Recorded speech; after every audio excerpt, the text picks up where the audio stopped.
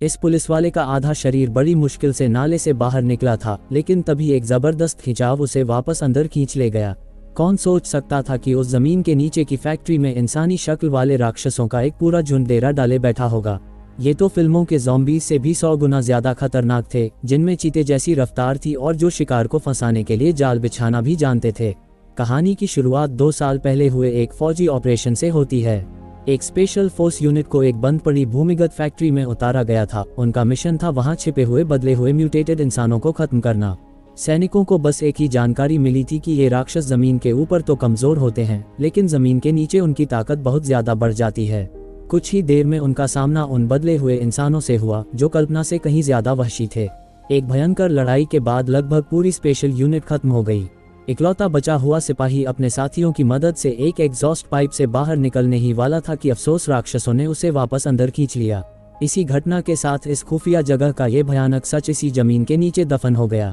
अब इस घटना को 2 साल गुजर गए थे और सेना ने इस जगह को पूरी तरह से प्रतिबंधित क्षेत्र घोषित कर दिया था, लेकिन कुछ जान देने को तैयार नौजवानों ने इस चेतावनी को नजरअंदाज किया और चोरी छिपे यहाँ पार्टी करने आ गए। जोरदार म्यूजिक पूरे एरिया में गूंज रहा था और लड़के लड़कियां गाने की धुन पर पागलों की तरह नाच रहे थे।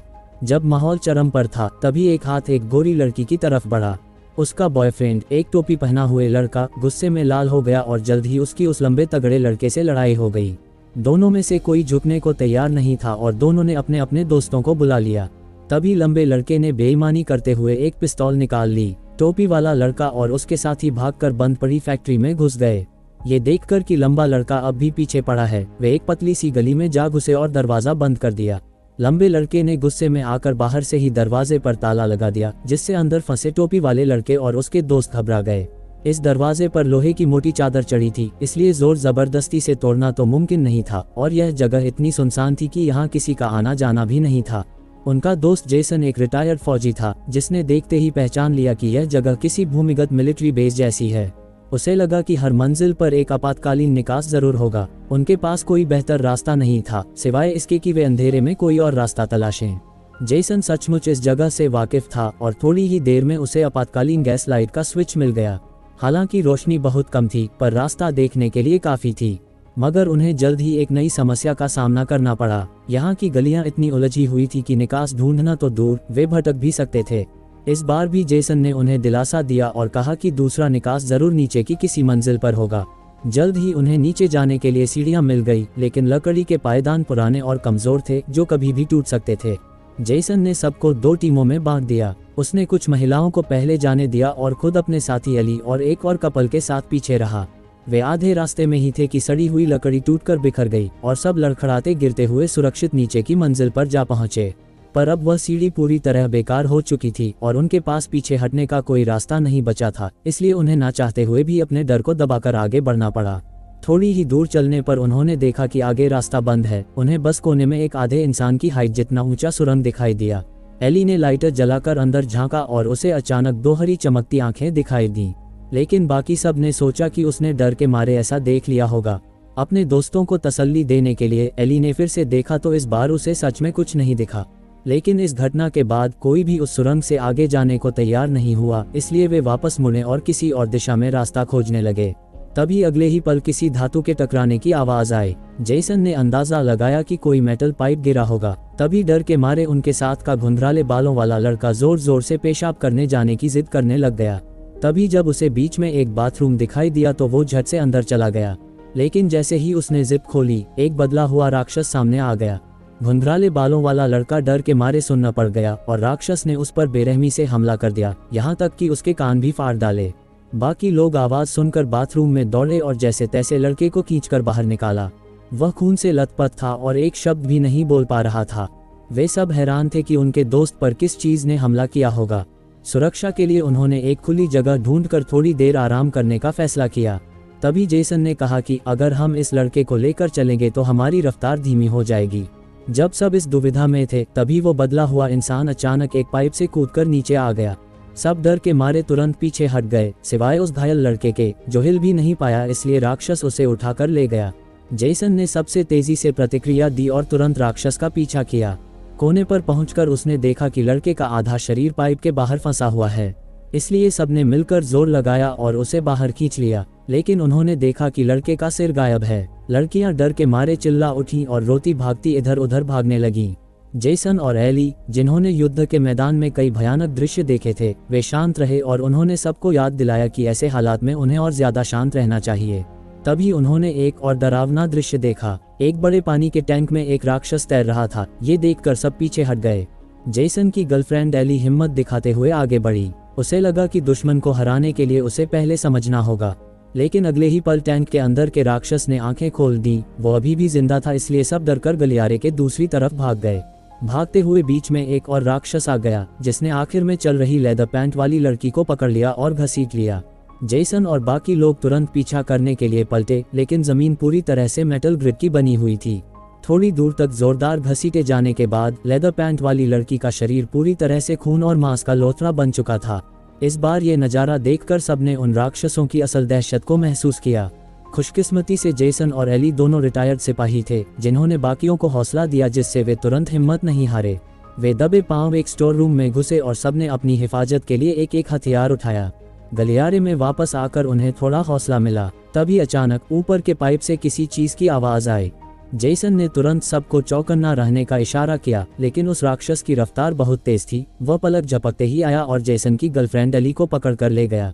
ये देखकर जेसन बिना सोचे समझे उस पाइप में घुस गया। लेकिन ये बदले हुए इंसान बिना दिमाग के जानवर नहीं थे। उन्होंने एली को बेहोश करने के बाद उसे पूरी तरह से सुरक्षित बांध दिया। जेसन उसका पीछा करता रहा और जैसे ही राक्षस वहां से हटा, उसने बड़ी आसानी से अपनी गर्लफ्रेंड को बचा लिया। तब जाकर बाकियों को अपने आसपास के माहौल पर ध्यान देने का समय मिला।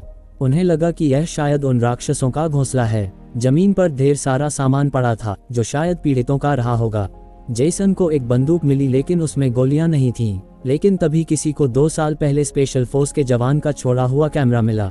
उसमें रिकॉर्डिंग देखने के बाद उन्हें कुछ अंदरूनी बातें पता चली। ये इमारत सेना द्वारा बनाया गया एक रिसर्च बेस था और वे भयानक राक्षस दरअसल एक एक्सपेरिमेंट की असफलता का नतीजा थे।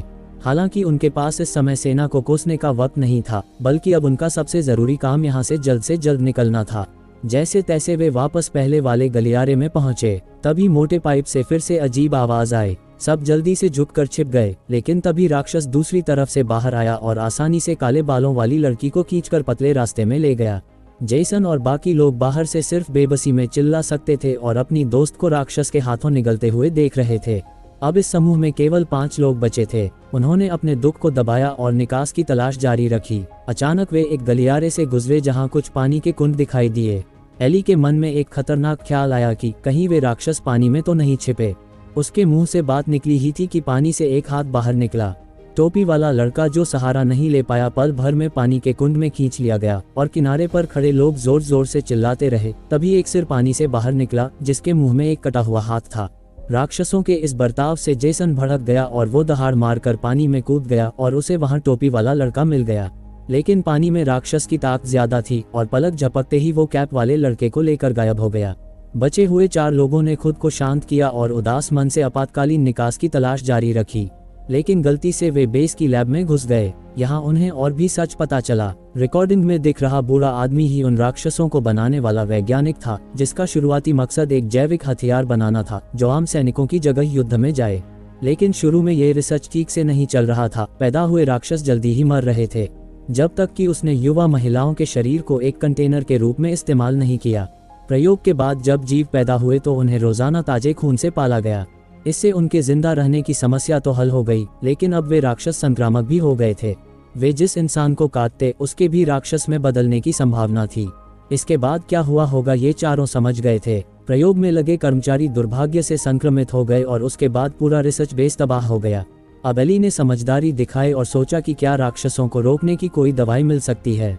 तभी चारों ओर की लाइटें अचानक बुझ गईं और कई सारे राक्षस उन्हें घेरने आ गए। एली के दिमाग में आया कि शायद राक्षस आग से डरते हैं, इसलिए उसने बिना रोशनी वाली लालटेन उठाई और बाकियों को पीछे से कवर देने लगी। इस तरह सबको लैब से बाहर निकालने के बाद राक्षस ने उसके पेट पर एक घाव कर दिया। घबराहट में घुंघराले बालों वाली लड़की भागकर दूसरे कमरे में घुस गई, जहां उसकी मुलाकात रिकॉर्डिंग वाले साइंटिस्ट से हुई। इतने सालों बाद भी वह बूढ़ा आदमी अभी भी जिंदा था और उस समय भी वो एक नई प्रजाति बनाने के घमंड में डूबा हुआ था। वह लड़की को राक्षसों की ताकत के बारे में लगातार बताता रहा, लड़की ने भोलापन दिखाया और सोचा कि बूढ़ा उसकी मदद करेगा, लेकिन उल्टा बुढ़े ने उसकी आंखों पर दवाई छिड़क दी। फिर बूढ़े ने फौरन सीटी बजाई और राक्षस ऐसे दौड़े आए जैसे उन्हें बुलाया गया हो और उन्होंने पल भर में लड़की को मार डाला। इधर जेसन और बाकी 2 लोग आवाज सुनकर जल्द ही वहां पहुंचे। इस बार बूढ़ा आदमी राक्षसों के साथ मिला हुआ था और उसने खुद आगे आकर उनसे सामना किया।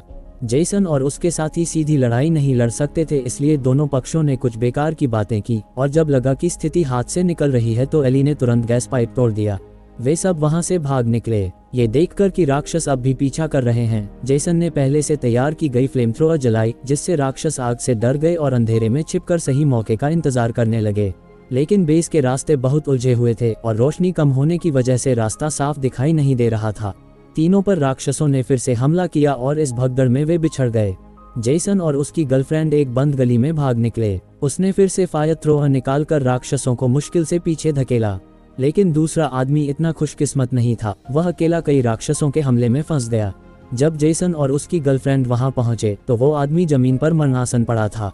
मरने से पहले उसने बस दर्द से छुटकारा मांगा और जेसन ने आंसू भरी आंखों से अपने दोस्त को खत्म कर दिया।